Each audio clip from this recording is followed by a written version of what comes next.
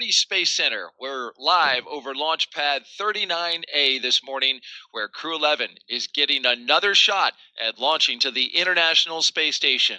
Yesterday, weather stood in the way, but today, we're back. Astronaut Nick Hague is back. We are in position for an 11:43 a.m. Eastern launch. Let's go.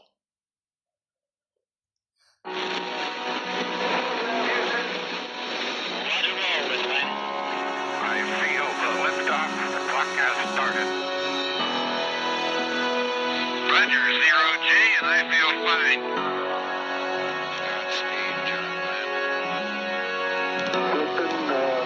Tranquility Base here. The Eagle has landed.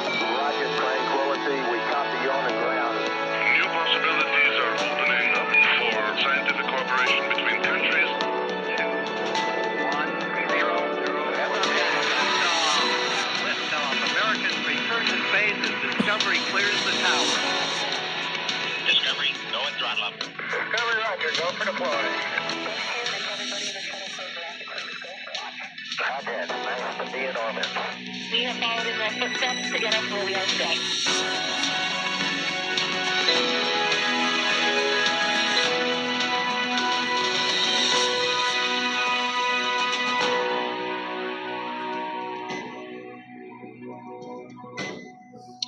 Welcome to this planet's premier spaceport. This is a live look at Pad 39A, the very same pad that sent Apollo to the moon, now launches crew missions to orbit.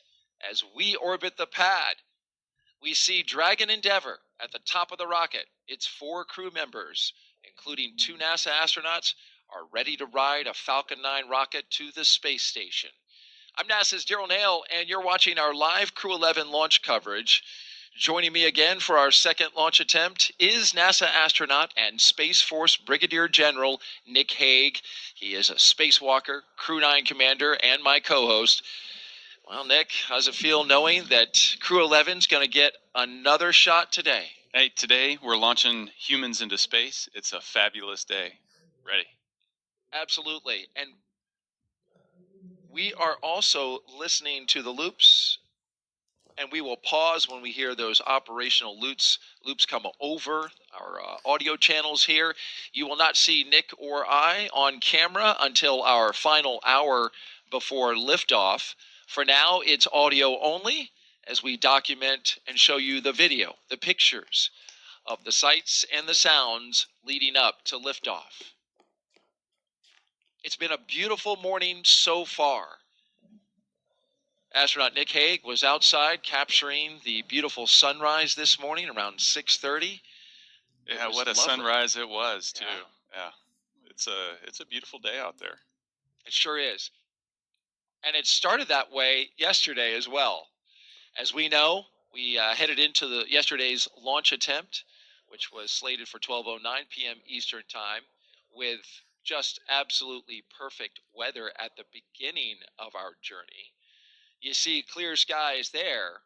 However, we had weather interrupt what was going to be, and at least looked like was going to be, a perfect setup for launch. The crew was good, the vehicle was good, the spacecraft was good. We were green all the way across, except for at T-minus 1 minute and 7 seconds, we had a cumulus cloud get into the standoff area with a 10-mile radius around the pad. And so when that happens, we have weather rules that constrain launch, because when you launch a rocket through a cumulus cloud, especially if there's energy in it, potential lightning could be induced by a rocket launch.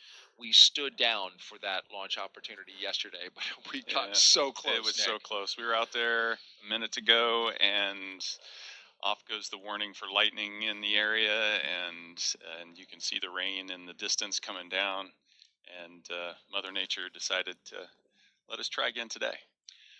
And we are hopeful she will give us a chance today. We certainly know that the conditions will be very similar to the ones that were in play yesterday. We have a sea breeze that's going to be coming onto land, as it always does this time of year, and it cooks up things in the atmosphere. The question today, though, is with our T0 at 11:43 a.m. Eastern Time, we're just a little bit earlier, about 22 minutes earlier than yesterday's T0 due to orbital mechanics. So hopefully, if the same setup happens as it did yesterday with the weather, we would launch today because that cumulus cloud would not be around. Absolutely. It is. I'm an optimist. You are. We're going. Astronauts have to be optimists. They really do, right? And as we look on our screen, we are seeing the astronauts that are flying today, and that is Commander Zena Cardman. Her crew made their way into the suit-up room, as they did yesterday. Once again, getting suited up, the gloves, the suit, the helmet, the boots.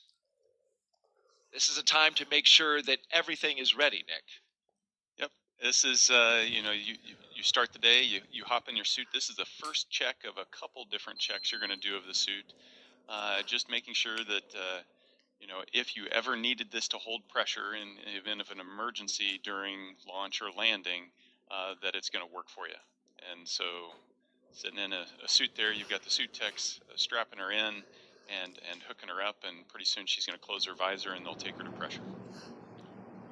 Let's learn a little bit more about Zena as she prepares for her space flight today. Zena Cardman. Countdown advanced team have arrived in the White Room. This is on schedule. On schedule today out there at the launch pad. That's what that call was for. This is the advanced team that gets everything ready at the pad, so that's great news, running on time. Zena Cardman, she is commanding Crew-11. She was born in Urbana, Illinois, but calls Williamsburg, Virginia, her hometown. She's a scientist at heart with degrees in biology and marine science from the University of North Carolina at Chapel Hill. Before joining NASA, Zena did field work in some of the most extreme environments on Earth, including Antarctica, the Canadian High Arctic, and volcanic terrain in Idaho and Hawaii. She gives us a big thumbs up and a big A-OK sign. She was selected as part of NASA's 2017 astronaut class known as the Turtles. Zena was originally assigned to Crew-9, the mission that Nick Hague flew on, my co-host, but was later reassigned to command Crew-11 to support changes in station operations. And when she's not training for spaceflight, she enjoys rock climbing, writing poetry. She's an artist, can draw amazingly. We'll talk about more about that later. And she's also a power lifter. Yeah, what can't she do? That's the question.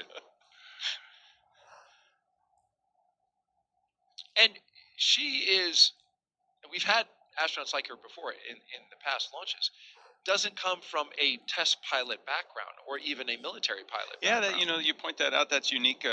She is, of her crew, the only one that doesn't have the military aviation background. She is a civilian scientist and quite capable by everything that you listed out. Fascinating that she is leading these military pilots in this endeavor. Yeah, absolutely. Shows that leadership comes in all forms. Absolutely. Next up, our Crew-11 pilot. Speaking of military pilots, NASA astronaut Michael Fincke. He's a Pennsylvania native and a veteran of 3 previous space flights, spending more than a year of his life in orbit. He first flew to space in 2004 as a flight engineer on Expedition 9. He then returned in 2009 to command Expedition 18, where he helped prep the station for future 6-person crews. In 2011, he took part in the second to last, the penultimate flight of the Space Shuttle Endeavour STS-134, but it was the final flight of Endeavour itself, logging 3 more space logs along the way. Fincke's also been a key player in NASA's commercial crew efforts, supporting development of the Boeing Starliner. He served as a backup pilot for a crew flight test, helping shape Starliner's avionics and software from the ground up. He also co-hosted a launch broadcast, so we all got to know him really well during his time serving as a co-host. Outside of spaceflight, he's a passionate learner into geology, astronomy, reading, and languages, and he's conversant in both Japanese and Russian, a skill that comes in handy on the international space station. He's also a kind of a favorite of the Commercial Crew program because they work with him so much in the lead up to putting Dragon and Starliner on that path to becoming vehicles that travel to the space station. Yeah, absolutely. He has been at the heart of the development of Commercial Crew programs capabilities over the last decade. His heart and soul is in this program, and his fingerprints are all over it, and it's exciting to see him taking one of those for a ride. It's been 14 years, a long time waiting for him since his last flight, but he's hung in there. Yeah, he more than hung in there. He's been hard at work, so this is going to be a great day. Our mission specialist for Crew-11, our first one, is Kimiya Yui. There he is, representing the Japan Aerospace Exploration Agency, or JAXA. A former test pilot and Air Force officer, Yui graduated from Japan's National Defense Academy in 1992 and rose to the rank of lieutenant colonel in the Japanese Air Self-Defense Force. He was selected as a JAXA astronaut in 2009 and made his first trip to space in 2015, spending 142 days aboard the International Space Station as part of Expeditions 44 and 45. During that mission, he made history as the first Japanese astronaut to capture JAXA's H-2 transfer vehicle, a crucial piece of cargo hardware. He also helped build out a new experimental module inside Kibo, Japan's laboratory on station, and carried out 21 experiments on behalf of JAXA. In 2016, Yui was named chief of JAXA's astronaut group, and today he is on his way back to space. And Mike Fincke calls him the wise one. Well, you can see why, or his experiences show that he has that wisdom that he brings to the job. But he also has a good sense of humor and a great personality. So Kimiya is an amazing guy and fun to always work with when you get the chance.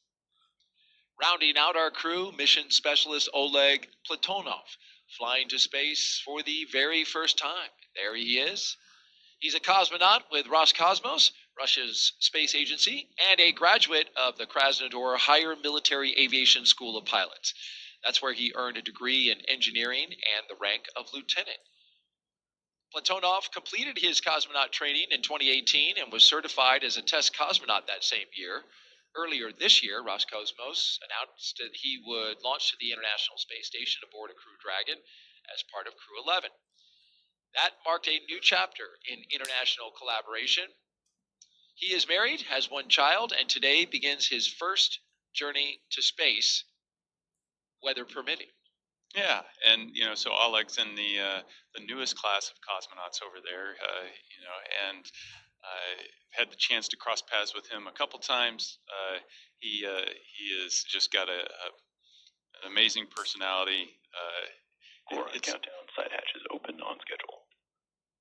Continue to be on schedule. That's good. And he's got a great sense of humor. He loves to crack jokes, and is just a really great guy. Mike Fincke says he's funnier than he is, than himself. Which is, Mike's a funny guy, so that's a pretty high bar. And he knows it, apparently. Well, if you're watching right now, we would love for you to be part of the show. And so just send us a note, send Nick a question. We'll be looking at those throughout today's broadcast. Just send it to us via our media platforms on X, Facebook, YouTube, or Twitch, and use the hashtag AskNASA. We'll be answering those questions live as we count down to launch. So don't be shy. Jump into that conversation. Nick wants to hear from you. We want to get your questions answered. Yeah, absolutely. I think we only got to like 4 questions yesterday. I'd like to get to 10 times more. 10 times more? Okay, maybe what? double. If we can squeeze in double, that'd be awesome.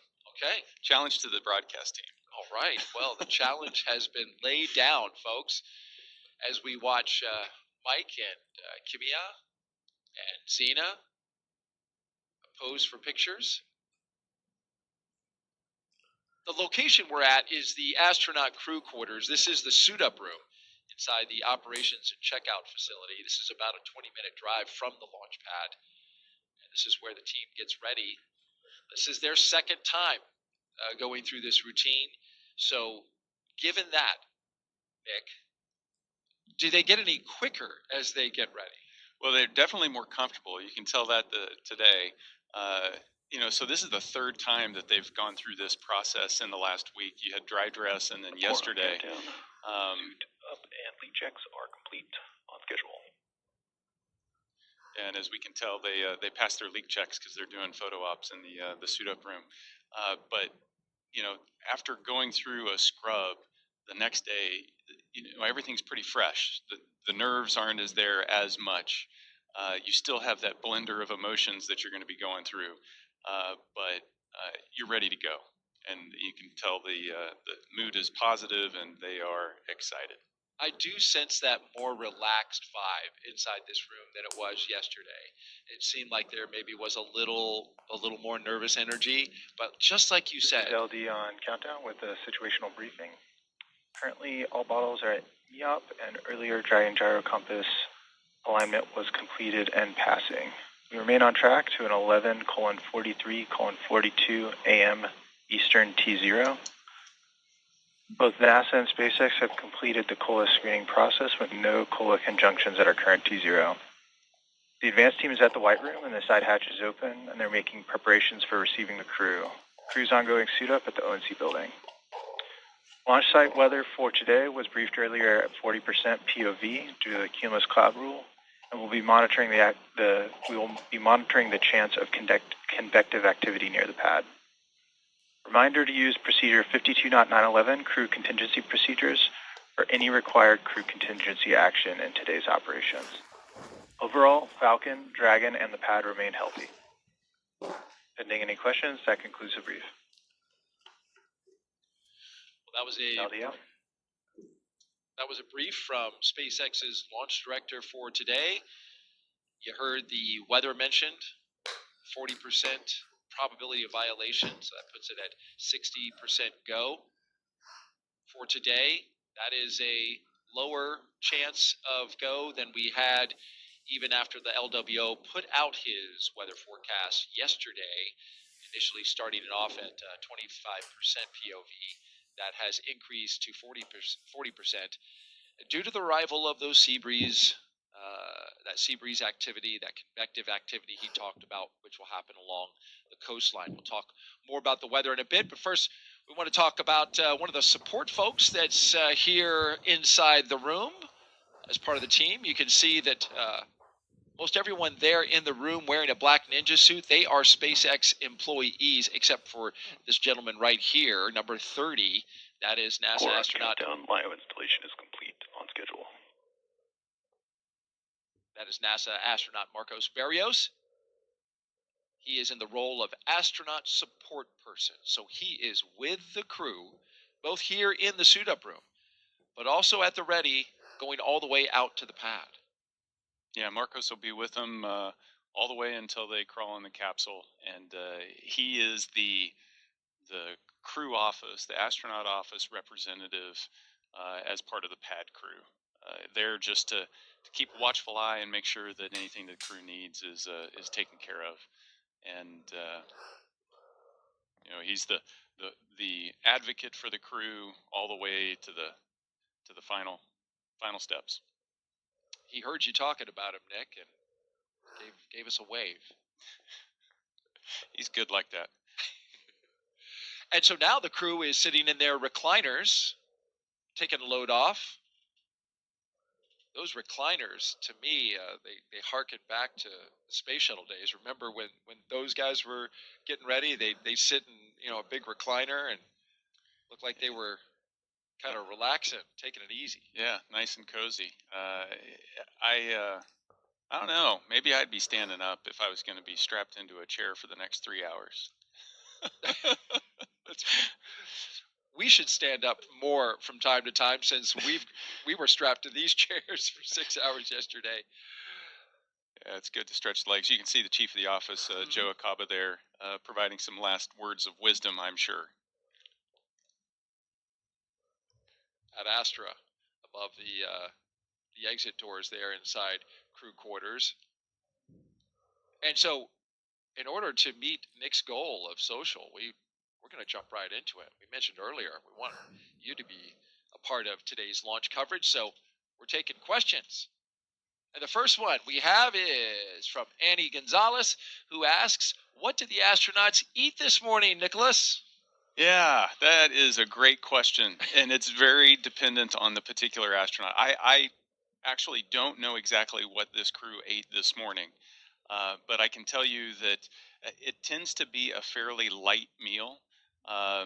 Something that's pretty hearty and that's going to stick with you. Typically high in protein, just because that fills you up and gives you kind of the longer blast of energy that you're going to need. Because the next time they're going to be able to eat isn't for another 6 to 7 hours. They've suited up here. This takes some time. They're going to go out and strap into the rocket, and then it's going to be several hours before they launch. And then after they launch, from liftoff, maybe 45 minutes after liftoff, until they get out of their suits and have an opportunity to eat. So it's a good 6 to 7 hours that you're going to go before your next meal. So they want something that's going to stick to their bones.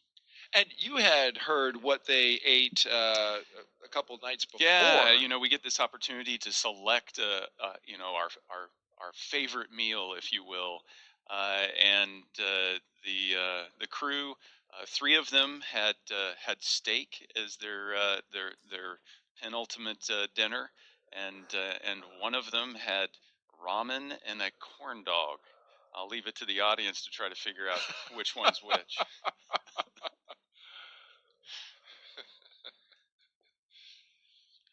Well, you were telling us yesterday that you want to eat food that you're familiar with.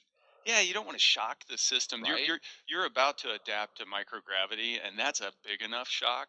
You don't want to change up your diet a couple days before. My technique was just let me just continue to eat the breakfasts I normally eat. Let me eat the dinners that I would normally eat. I wasn't trying new foods or trying to cram in all the things I was going to miss into the last week of dinners. Just try to keep things normal. There's going to be enough stress on the body. Well, Oleg threw us a heart as he was sitting there, which we appreciate. Mike Fincke, meanwhile, looks like been there, done that. He has. It's true. He's more than a year in space already, and he's getting to go up there for another 6 months. He's a lucky dog.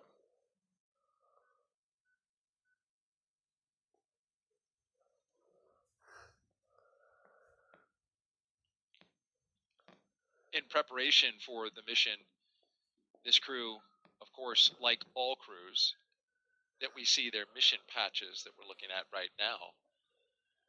Going all the way back to Demo 2. Look at that. Demo 2, Crew 1, 2, 3. Axiom is in there as well. Yeah, you can see all of the crewed missions where they did a suit leak check in that chair. And so each of the 4 chairs has a slightly different version. You see that you don't see a Crew 9 on there. Alex and I only used 2 of the 4 chairs. So we only zapped the 2 chairs that we were in. But all along the way, little places where you leave your mark of, we were one of the missions, one of the many missions, and definitely not the last mission to come through this facility, whether that's signing the wall in there just outside the crew quarters suit up room, or putting patches there on the suit leak chairs, or even signing the white room wall. You leave your marks along the way. And they left those marks yesterday during the launch attempt in many places, including on the wall inside the white room. Won't have to do it today. Served as yet another dress rehearsal, one that, if you count it with the training, would be a substantial amount of preparation for today's launch. Let's look back a little bit at some of their training. Nick, talk us through what we're seeing here with Crew 11's preparation. Yeah, so some of the launch training, a lot of our training is stuff that, what do you do when things go wrong? And so this is an example of some of the search and rescue training that crews will go through, learning how to use their They're water equi- wings. Yeah, their water wings, their survival equipment, how to get into their rafts, how to call for help with the search and rescue forces from the Department of Defense, Det 3 that's going to come out there and rescue them should they have to put down in a place where they weren't planned. Additionally, you've got emergency training on the inside of the space station. Obviously, how to do spacewalks, and then when you have a really bad day, we need to be able to provide medical care. And so, how do you provide CPR in space? Not a simple thing to do when you're floating in microgravity. No, I would imagine not. It takes. Don't you have to brace your back against something in order You to create do, the force? and depending on the person, you come up with different techniques. So there are straps where you can strap yourself down to the ground. Some people will just put their feet on the ceiling above the person and then just push straight up. Push straight up, Wow. which is down on that person. Sure. Yeah. Yeah. Whatever it takes to get it done. In that moment, whatever it takes. Right.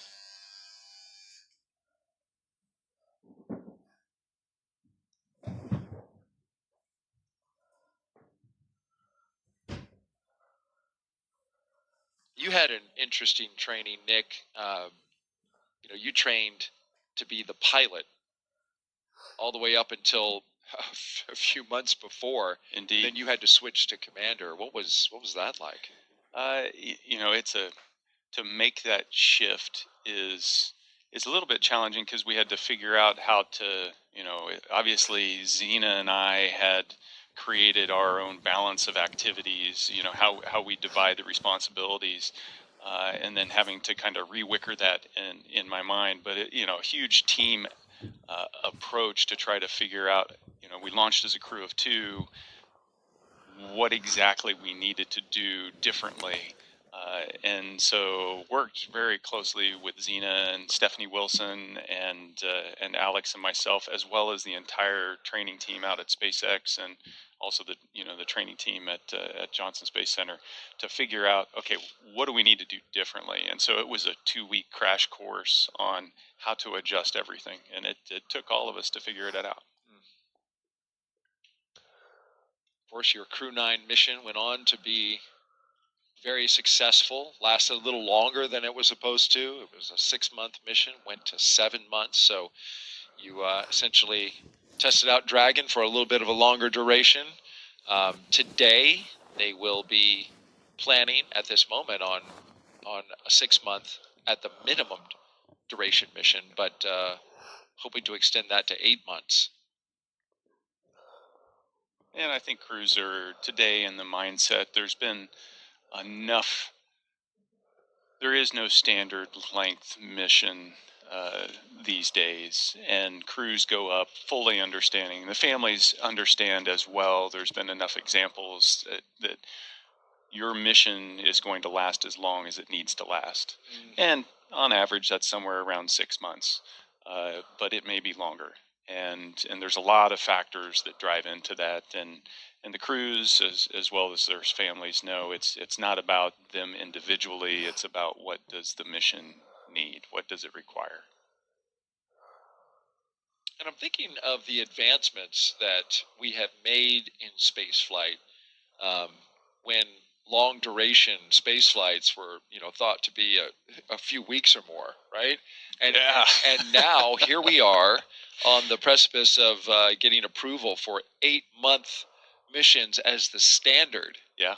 In space. It's it's progress. Yeah. To go from average shuttle durations like 10 days to average missions 6 months to now it's we've really figured out how to support the human in low Earth orbit to be able to keep them up there for a long period of time and keep them healthy.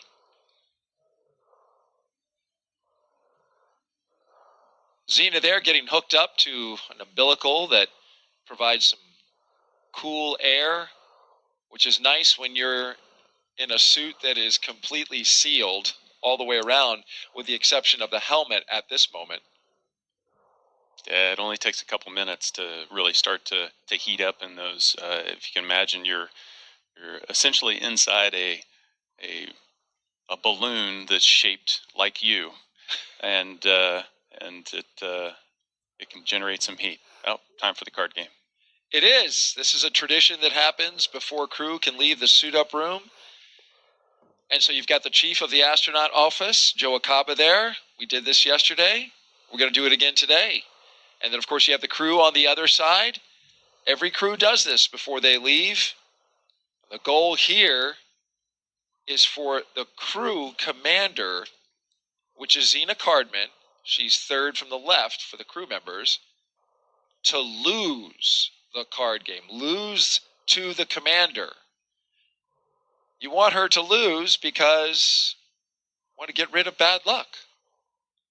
But yesterday we saw Zena win hand after hand after hand, so we had to go, I think, 7 hands before she lost. But that's what we're waiting for, is for her to lose, right? Yeah, and we'll see how lucky she is.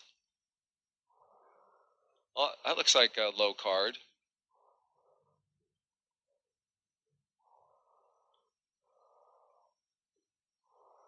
Okay, so Zena and Oleg are hanging in there again.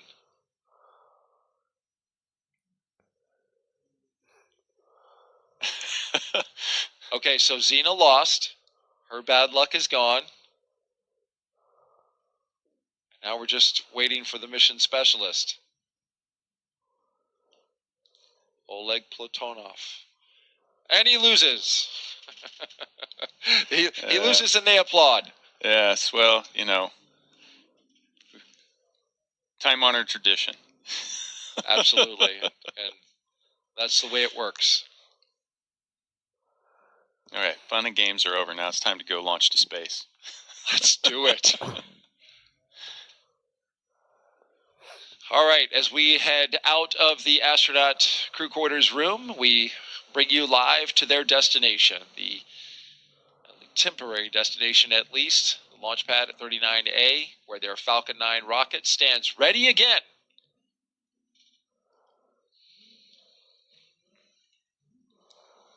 For those of you who are just joining us, we do want to let you know about the expertise that we have with us. You've been listening to astronaut Nick Hague, who has been walking us through operations. He walked us through the entire launch attempt yesterday, and he's here for us again today. And you have a storied background, Nick. You joined the astronaut corps in 2013. A native of Kansas, Nick holds degrees in aeronautical and astronautical engineering from the U.S. Air Force Academy and MIT. On his first mission to space in 2018, he survived a launch aboard, a dramatic in-flight failure of his Soyuz rocket over Kazakhstan. He and his crewmate, Alexei Ovchinin, returned safely. Nick went on to spend 203 days aboard the International Space Station on a follow-up mission in 2019. In 2024, Hague was assigned to NASA's Crew-9 mission and upgraded from pilot to commander when the crew was reduced from 4 to 2. The change enabled integration of NASA astronauts Butch Wilmore and Sonny Williams, who returned to Earth aboard Crew-9 with Nick following the uncrewed landing of Starliner.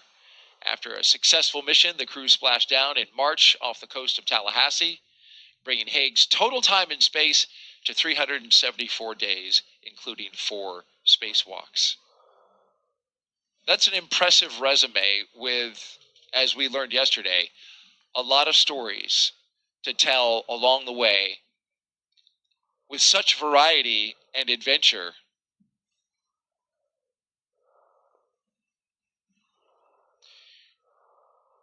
We are listening to a weather brief offline, so we're going to take a moment to listen to that.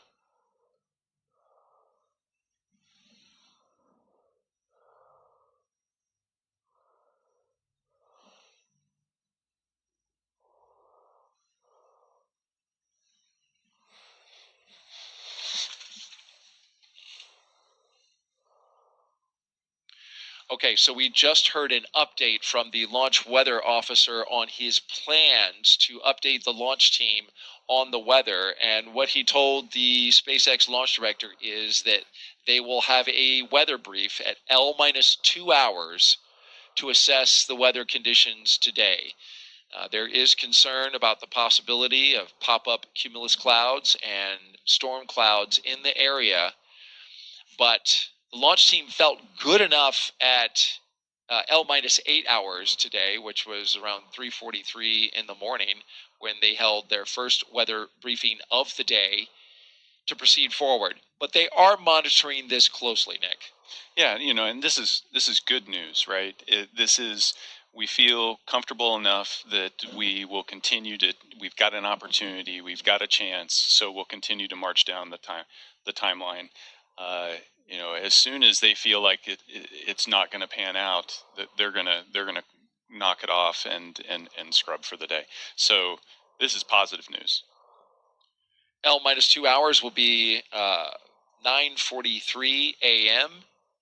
So we will listen in again for that update, which is important in this launch flow because 2 hours before gives you plenty of time to discuss and look at the conditions, talk about all the data as you prepare for the moment where you cannot adjust, and that's the beginning of tanking at T-minus 35 minutes. Once that kicks off, then you are on your way unless you call a scrub. Yeah. Yeah, no, there's once you start to tank up the rocket, now you've armed the launch escape system, the crew's strapped in, and now you have to undo all that. So there's negative work. So you really don't want to go past that point unless you're reasonably confident that we can get this down to T-0 and lift off. You're looking now at an elevated position from our flight operations team, our Kennedy Space Center helicopter, getting us a good shot outside the operations and checkout building. This is the facility where we saw the astronauts suiting up on the inside. This is where they walk out to their awaiting vehicles. They are 3 Teslas, 1, 2, 3, with the license plates that say live, laugh, launch. Those are good words. Especially the last one. There it is. We got 2 of the 3 yesterday. We did. We did.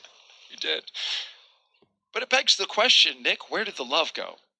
Oh, it's still there. You see him with the heart hand signals. So there's plenty of love. Plenty of love going around. Okay. Yeah, you're right. I saw it yesterday. That's Zena's favorite move.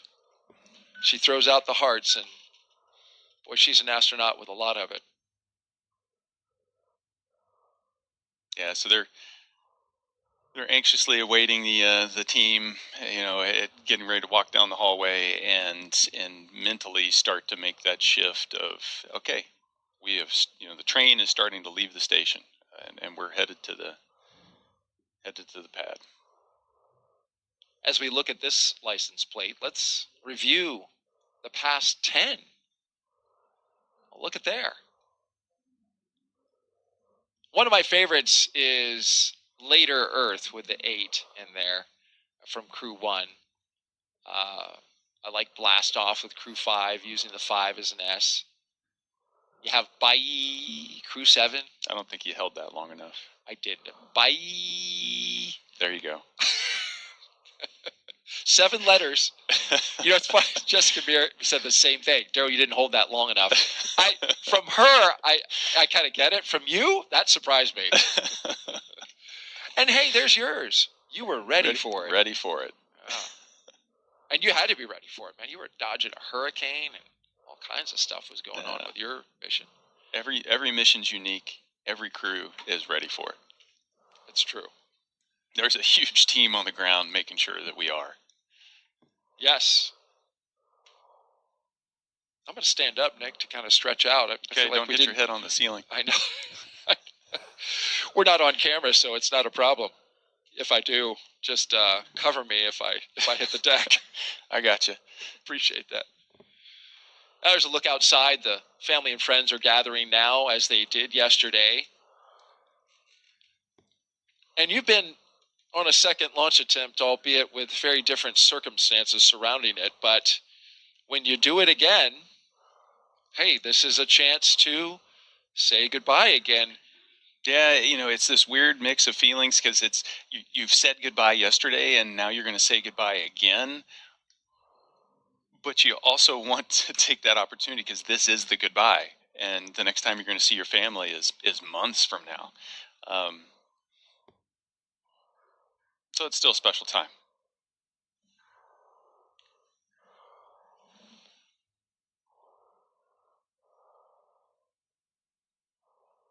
We're listening into loops right now, listening to the launch team as we look at the hallway where the astronauts will walk down.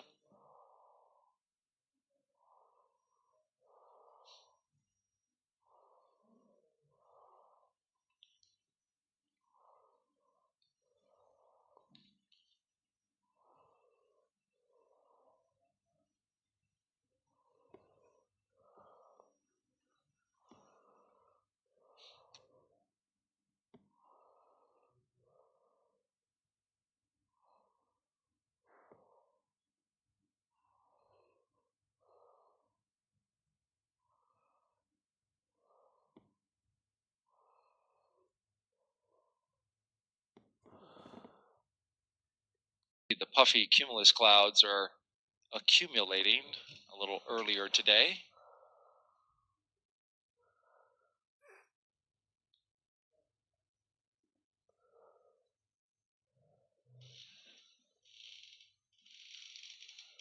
While we have this moment where we have a natural pause in the action, let's take a look at our crew today and introduce you to the entire team.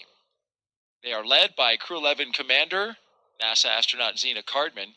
She holds a Master of Science in Marine Sciences from UNC Chapel Hill. Cardman has experience with NASA research in the Canadian High Arctic and has supported real-time station operations and lunar surface exploration planning. She also likes rock climbing and powerlifting in her free time. And you train A person of many talents. But most importantly, she's got an infectious personality. Her positivity and she's just a fun person to hang out with. It does. It radiates from her. It does. Yep. You know? Yep. And that's, if you're going to be in a capsule for 15 hours or 20 hours or 40 hours, or you're going to be in a station in close proximity to somebody for 6 months or more, you want somebody that you enjoy hanging out with. And I certainly enjoyed our time together when she co-hosted our launch broadcast for Crew-9, when we watched you, Nick, go up into space. Michael Fincke is our pilot and funny man. Only, according to him, the only second funniest crew member aboard. He is a veteran of 3 space flights. Fincke has completed 9 spacewalks, totaling 48 hours and 37 minutes of EVA time. He spent 382 days in space. Fincke is a certified pilot for Boeing Starliner and SpaceX Crew Dragon, as well as a co-pilot, flight engineer on Soyuz, and a mission specialist on the Space Shuttle. Fincke enjoys spending time with his family, traveling, geology, and learning new languages. Equally, somebody that's enjoyable to hang out with. It's true. It's, you can say that about all of this crew. Just Dragon great SpaceX, people. we had a good side hatch leak check. Dragon copies. Good leak check. Great news. That is great news. That is. And so that means that the crew is sealed up inside, safe from the hostile environment of space once this Dragon spacecraft gets into Dragon SpaceX, Gets for into awareness, orbit. we are commencing health check for launch escape system. Expect momentary flight computer state change, followed by a transition back to pad hatch closed. Dragon copies. We'll monitor the flight computer state changes.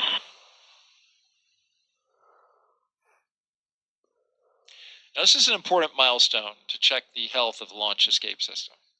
Yeah, absolutely. And we're doing it well in advance of when we would turn on the launch escape system and activate it at about the T-45 point before you start to add your propellant and your oxidizer to the rocket. You want to do that early, so if there is any issues you need to troubleshoot, you've got time to do it. So this is the early checkout of that system.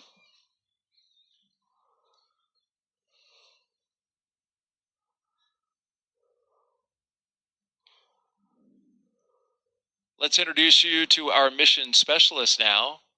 Kimiya Yui is the JAXA astronaut on board. He's Crew-11's mission specialist, and with 142 days in space, this will be Yui's second trip to the space station. Yui flew as a flight engineer for Expedition 4445 and became the first Japanese astronaut to capture JAXA's H-2 transfer vehicle. In November 2016, Yui was assigned as chief of the JAXA astronaut group. And when you think about his history, capturing the H-2, the HTV, it'd be pretty spectacular if he could capture HTVX as it comes up. Absolutely, and that's the plan. So if HTVX, which is Japan's newest vehicle, which is going to start docking with the space station, if it all works out, JAXA is really hoping that he'll be at the helm of the the Canadian arm, which will grapple the spacecraft and bring it in to space station. That'd be fabulous. The international aspects of the space station can't be, you can't overstate the importance of it. It's just the way we're able to collaborate and cooperate together, using the Canada arm to grab a JAXA vehicle. Dragon and SpaceX for spectacular how we work together. Both Dragon and Falcon 9 are healthy, and we are looking good for the count. The main watch item is going to be what we briefed you in the weather briefing earlier today, which is the probability of violation at 40% due to weather at the launch site. That is the same as the weather briefing. We are going to keep an eye on that as the count progresses. Copy. Healthy Dragon, Healthy Falcon. Our watch item is weather, which, as briefed, is 40% chance of violation. We'll be monitoring. Crew will be ready to go.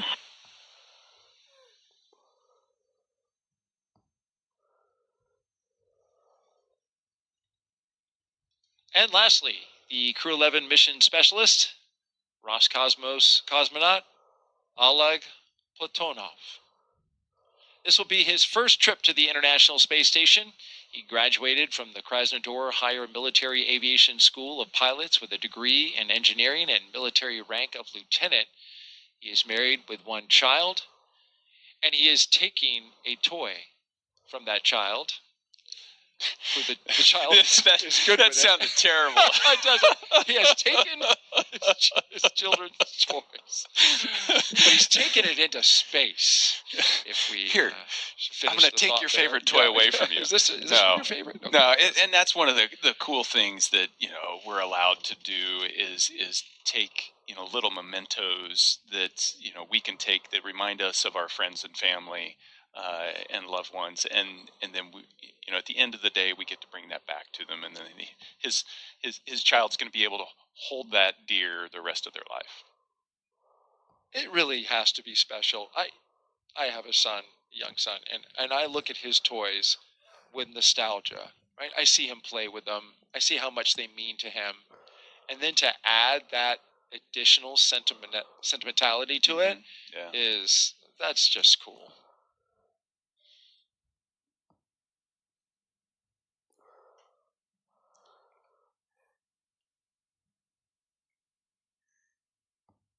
And, his kid will, I'm sure, see some video clip in some way of that toy floating around, right? Yeah, so it makes it more tangible. Right? That I held it in my hands and now I see it in space. And Yes. somehow that draws your, I did the same thing with my kids. It draws them closer to that experience. Mm.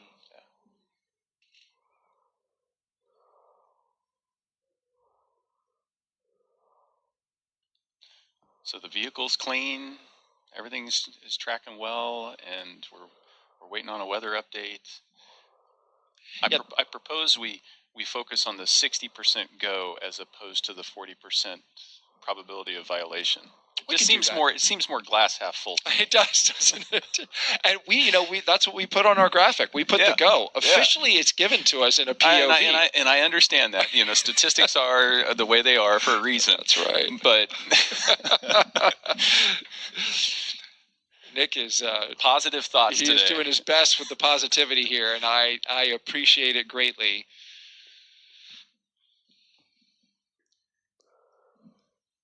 Okay, so we have a confirmed hatch closure. Our go to support today's launch, weather depending. So again, as you just heard, weather is a watch item. We're now tracking a 60% chance of violation at our target liftoff time, with isolated showers in the staging area and some clouds building right over the launch pad. You are actually seeing them continue to grow on your screen right now. For now, though, we are go for the 6th mission of Dragon Endeavour, and I want to hand it back over to Sandra for a status update from Houston. Sandra? Thanks, Ronnie. Back here in the International Space Station Flight Control Room at NASA's Johnson Space Center in Houston, teams are continuing to work around the clock to monitor activities aboard the orbital outpost. Leading the team inside the room today is NASA Flight Director Anthony Varia. The team in Mission Control Houston, the team in Hawthorne, and the astronauts aboard the space station will track the autonomous docking of Dragon Endeavour when they enter joint operations. This will happen when the spacecraft enters the approach ellipsoid, which is the invisible boundary, stretching 4 by 2 by 2 kilometers that helps us monitor all arriving and departing spacecraft. It's essentially the neighborhood of the International Space Station.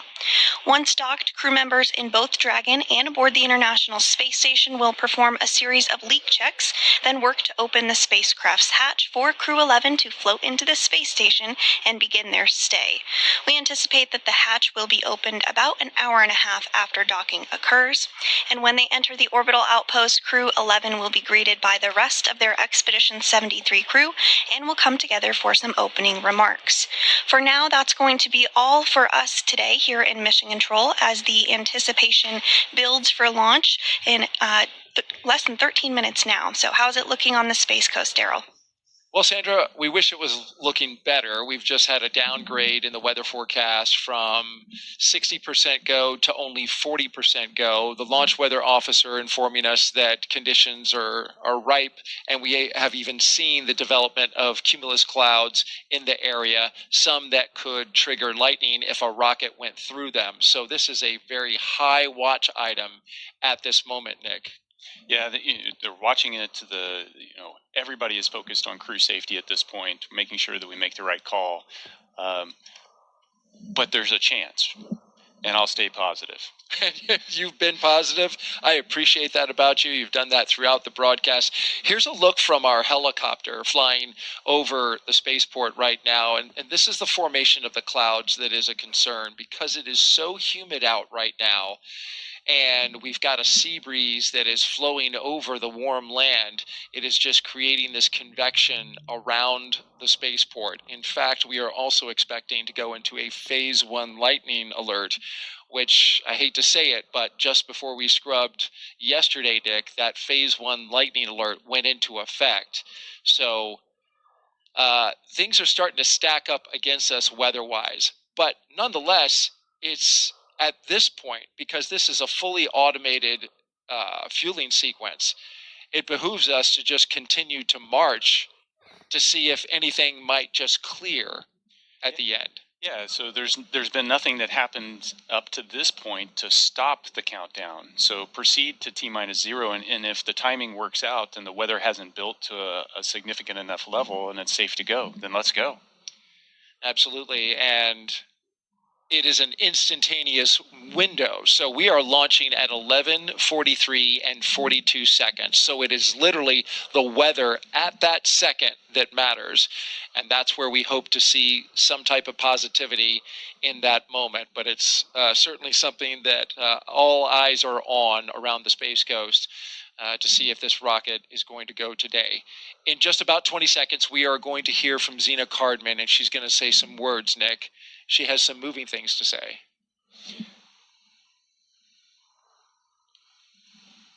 Yeah, Zena is an amazing person, and watching her, along with Stephanie, Dragon SpaceX confirmed crew displays are configured for launch. You can. SpaceX Dragon displays are configured for launch. To our family, friends, all who support us at SpaceX, NASA, JAXA, Roscosmos, thank you. Spasiba, arigato gozaimasu.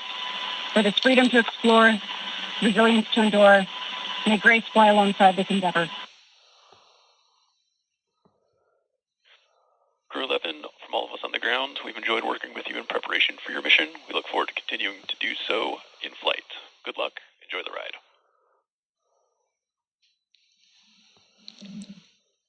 Yeah, and Xena, hitting the tone I would expect her to do. She is the consummate professional. Big message of thank you. Yeah. The gratitude, the team focus, freedom, resilience. These are big themes. These are things that are important to her, and some great words from her. Let's send it now back out to our commentary team for the final minutes of Countdown. Joseph and Samia, take it away.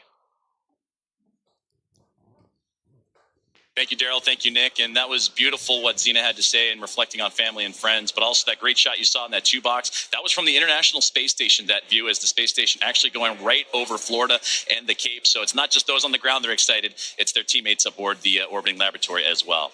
Well, we're closing in on launch, 8.5 minutes away. It'll be about a 9-minute ride to orbit, which is around the time of the second stage cutoff. Dragon and the second stage will continue to coast for a few minutes after that, and then prior to separation. You'll be hearing some performance calls as we get into the final countdown and then after liftoff. These are SpaceX flight controllers reporting on trajectory, speed, booster, and performance, and the key milestones, but there are some other calls that you'll hear the crew make as well after liftoff. The crew will report out a few number and letter combinations, which mark different abort zones throughout the flight uphill and up the eastern seaboard. The first two, 1A and 1B, those are abort modes available while the first stage is firing. Now, the second are 2A through 2E. Those will come into play once the second stage kicks in, and then though we'll only hear the 2A call out from the team. Diverting a little bit from that naming system, you'll also hear the call Shannon, which refers to Shannon, Ireland. This call means the crew could target off the coast of Ireland if they needed to abort late in that second stage burn. You'll hear these different calls throughout the flight uphill, along with key performance callouts from the guidance, navigation, and control officers, and also the propulsion lead. So we're closing in on T-minus now 7 minutes, and we continue to keep an eye on the weather. One of the next callouts we're listening for is that stage 1 engine chill has started. That's coming up in just a few seconds. And that is a key process that prepares the engines for flight. Engine chill has started. Right on time. Right now, propellant in the tanks is isolated from the engines, but we'll open the engine pre-valves and start trickling some liquid oxygen through the Merlin engine pumps, chilling the engines for the start sequence. We do this because the super chilled and densified liquid oxygen is really, really cold, and we use this process to bring the engine hardware down to a cooler temperature before flowing all of the LOX and propellant into it during flight. At liftoff, Falcon 9 is consuming 700 gallons of fuel per second, so engine chill helps us to prevent thermal shock and ensures nominal engine performance. Shortly after, we should also hear the call out for stage 1 RP1. Fuel load complete. Right on time. So now that engine chill is underway, we're looking ahead to the call out that RP1 load is complete, which just occurred a moment ago, and again, prevents that thermal shock. You got to stretch before you can start running. And RP1 is densified kerosene or rocket fuel that will propel the crew into orbit.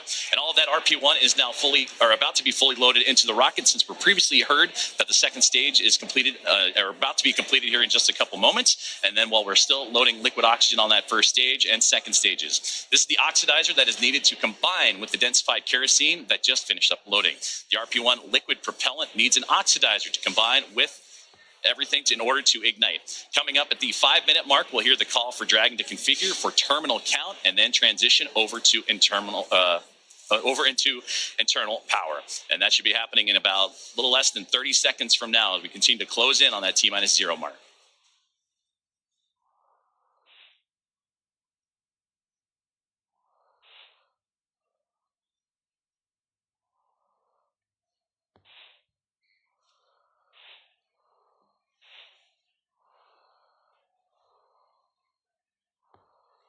So next up in the countdown, the transporter erector, or TE, will begin to retract from Falcon 9.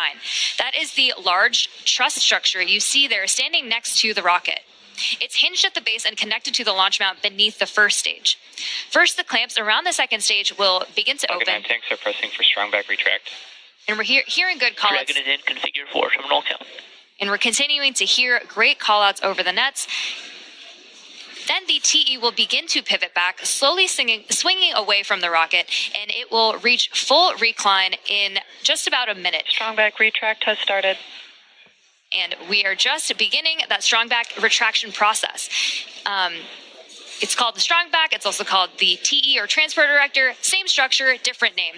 The TE does a lot more than just lean. It rolls Falcon 9 out to the pad, raises it vertical, and stays connected through the final seconds. It provides fuel, power, telemetry, and command connections between ground systems and the rocket. Those clamps at the top help stabilize the second stage during fueling, and they also help prevent movement in high winds. And once they open, which you can see on your screen, they are slowly pulling away. And once they open fully, the rocket is fully free at the top.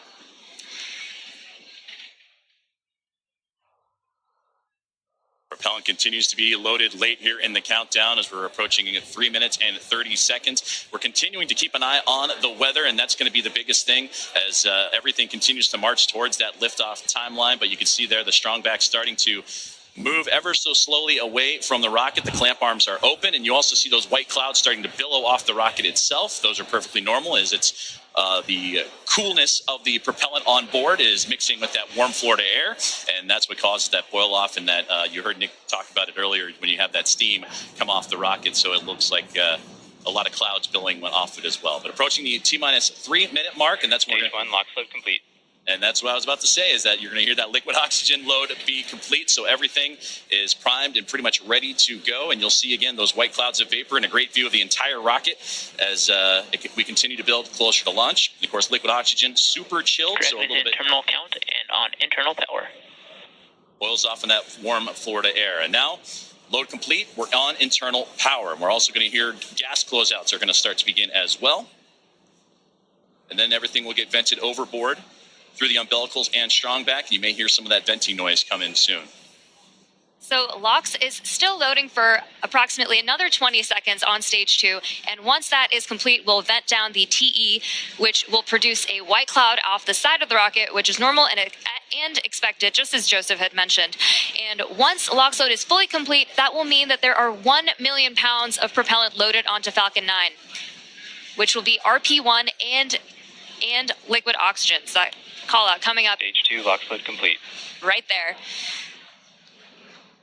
So we just heard that confirmation of stage 2 liquid oxygen now complete, as we are now 1 minute and 50 seconds away from launch. We'll also hear that the gas closeouts have started, so we can expect loud venting. Auto idle. You heard the call for auto idle. That puts the rocket in a state that the flight computers understand before it takes over, making sure that transition to the final countdown is smooth and that all flight computers on board are in sync. Ground gas closeouts, expect loud venting. Configured for launch, and there's the closeouts we've been talking about and the venting that will be shortly followed.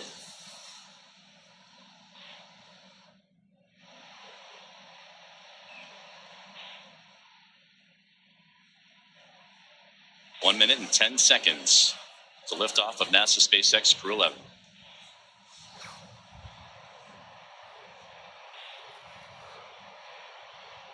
FTS is armed, Falcon 9 is in startup and is now controlling. Dragon is in countdown. Flight computers switching to countdown mode now. Dragon, SpaceX, go for launch.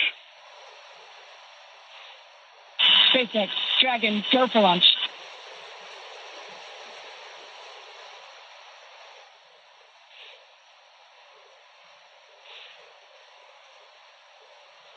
Seconds.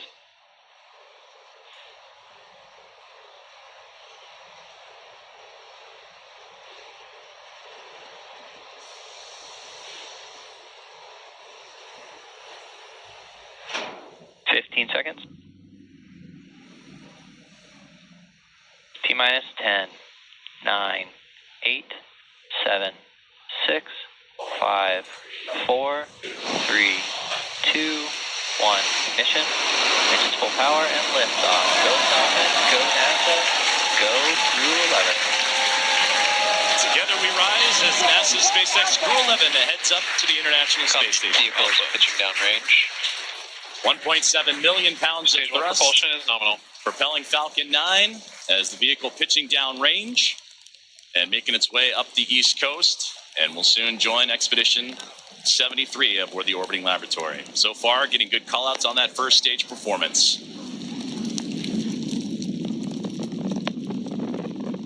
We are now T plus 35 seconds into the Crew-11 mission on board Dragon and Falcon 9. The Falcon 9 engines Stage 1 throttle down. are throttling down to help Power and telemetry are nominal. pass through the period of max Q, or maximum aerodynamic pressure on the vehicle during ascent. Max Q. We just had max Q right there. Falcon 9 is supersonic.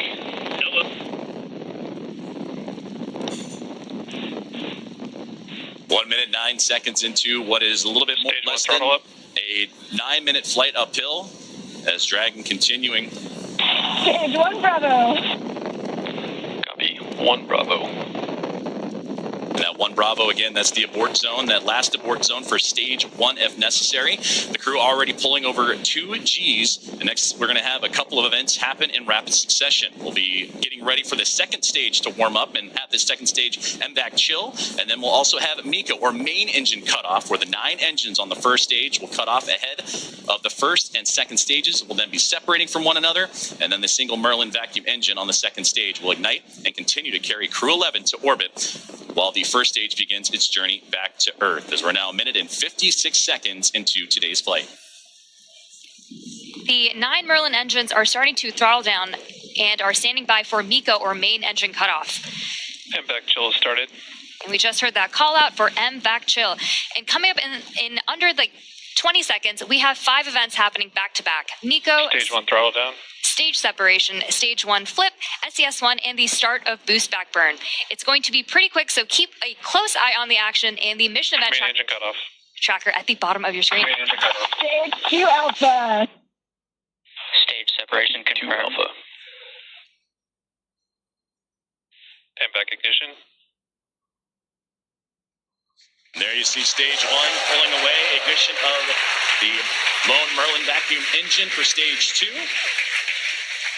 And again, those happening in quick succession as we continue to get great views of that Florida coastline and the eastern seaboard there, as Crew-11 continuing its path to orbit, now approaching 3 minutes into today's flight. Still a little ways to go, about 6 minutes left, as they continue to climb their way up and eventually track down the International Space Station. And there, great see, you see the Merlin vacuum engine, the second stage on the right-hand side, and great views of the first stage that's making its return to Earth on the left. About 5.5 minutes of a powered flight remaining as we continue to monitor the progress of both vehicles, stage 2 and Crew-11, making the climb uphill, and stage 1 looking to land again at landing zone 1, the last landing at that location for this Falcon 9 booster.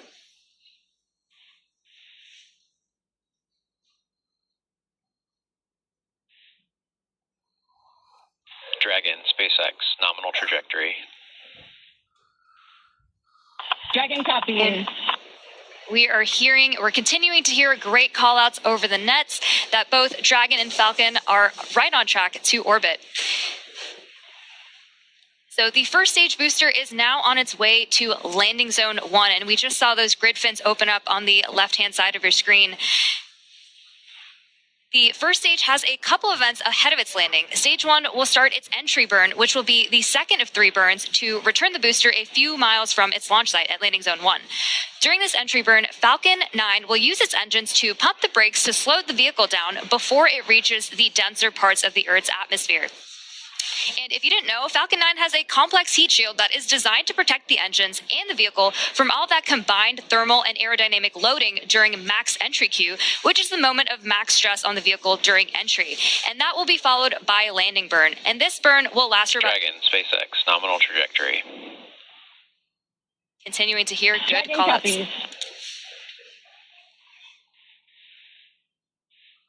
Great performance calls continue as we're now 5 minutes into today's flight. Still about 8.5 to go. A little bit more than that as the second stage continuing to perform nominally on the right-hand side. 2,400 meters per second. Crew-11 cruising into the upper echelons of the Earth's atmosphere while we continue to monitor the second stage on that left-hand side. And we'll also get continued guidance and navigation call-outs from the control officers here in SpaceX. Dragon is pointed in the right direction and continuing its flight. And again, that second stage going to continue firing until close to that 9-minute mark into flight and accelerating Dragon to more than 17,000 miles per hour and placing the crew in orbit. And you'll hear good orbital insertion would be that call out. There's the single Merlin vacuum engine that can produce over 220,000 SpaceX, nominal trajectory. pounds of thrust on that nominal trajectory you're hearing right Dragon now. copies. And into the vacuum of space. Now approaching 6 minutes into today's flight, about 2 minutes and 40 plus seconds remaining. We are coming up on the entry burn, which is just under 30 seconds from now. And so you'll see the first stage's center Merlin engine reignite as it comes back down to Earth. And after that, we will be approaching. Entry burn startup. And there is the beginning of entry burn right there.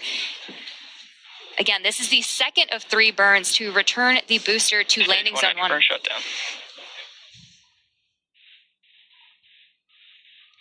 We just made it through entry burn. And you're getting some great views too on that stage 1's return to the Florida coastline, again landing at landing zone 1, while on the right hand side the second stage and that Merlin vacuum engine continuing to propel Crew-11 Dragon, SpaceX, nominal trajectory. into orbit. And Dragon copies. again, great. And now with about 2 minutes left of a powered flight remaining, still receiving those great calls from the crew on the ground, and we're getting those relays from Crew-11 Commander Zena Cardman. Stage 1 transonic. We are now very quickly approaching the start of our landing burn, where 3 engines, engines 1, 5, and 9, will relight to help slow the vehicle down just before it touches down on landing zone 1. We should hopefully have some great tracking shots of that. Stage 1 landing burn. Stage 2 FTS has saved. Stage 1 landing leg deployed.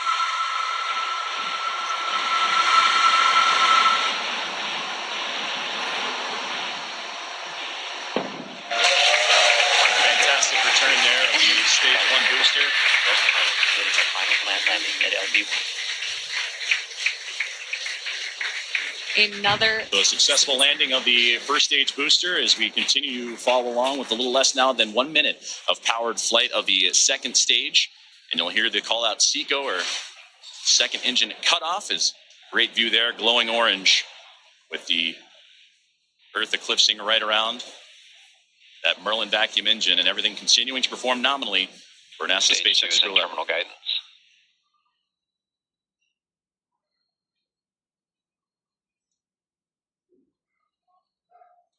About 20 more seconds remaining of powered flight, and we'll get those call outs here shortly as everything continuing. Shannon. Copy, Shannon.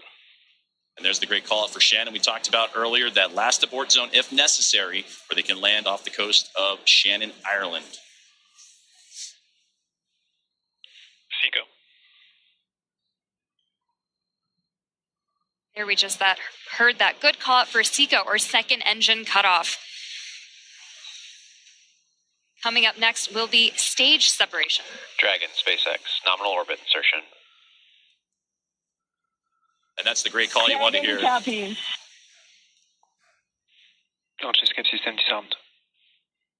A good look inside the trunk there as you're looking for that separation, but you wanted to hear that nominal orbital insertion as Crew-11 now has reached microgravity. Now we'll continue to coast for a little bit after SECO to allow rates and motion from the burn to settle out. Right now we have a great view on our screen of the Dragon heat shield, actually, which is made up of similar materials. And there we have that Dragon and stage 2 separation. As we see Dragon coast into its orbit. And a wonderful view there is Dragon Endeavour with Crew-11 on board. Safe. Dragon separation confirmed. And safe and... Dragon, Chief Engineer on Dragon to ground. Xena, Mike, Kimya, Oleg, welcome to orbit. On behalf of the entire Falcon team, we thank you for flying with Falcon today and wish you a great mission. Dragon will take you from here. Over to Launch Director for a few words. On behalf of the launch team, it's been an absolute honor working with you towards launch today. We wish you well on the rest of your mission, and we will be awaiting your safe return. Godspeed Endeavour, Godspeed Crew-11, and thanks for flying SpaceX.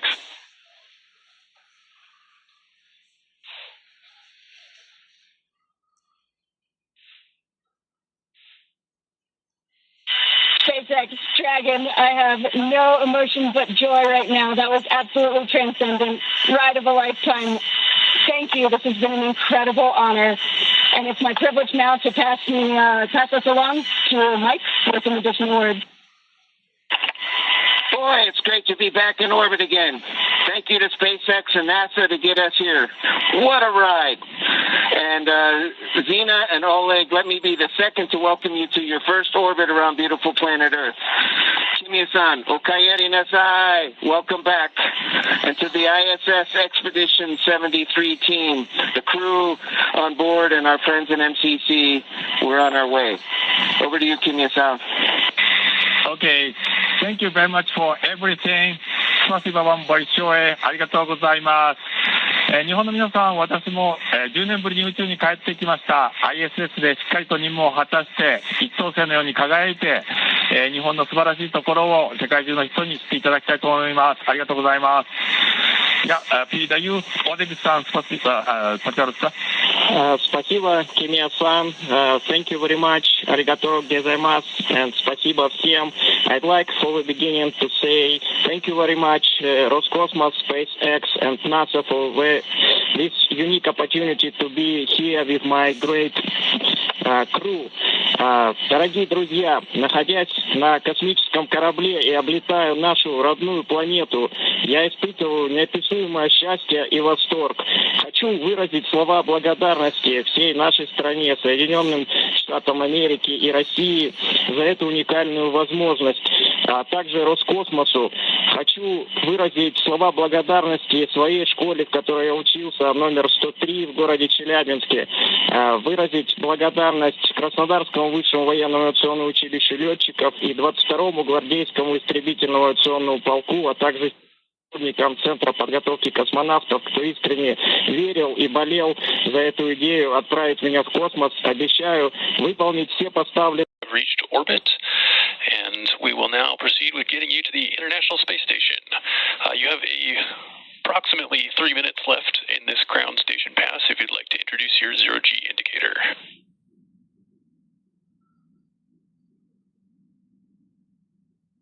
Raphael Tremaine, thank you so much. We'll get out our fifth crew member here in just a moment. This zero-G indicator honors a shared memory with our lead trainer, Paul Weiss. For all the mentors and team members who got us here through sacrifice of time and dedication, I hope we made you proud today. Thank you so much.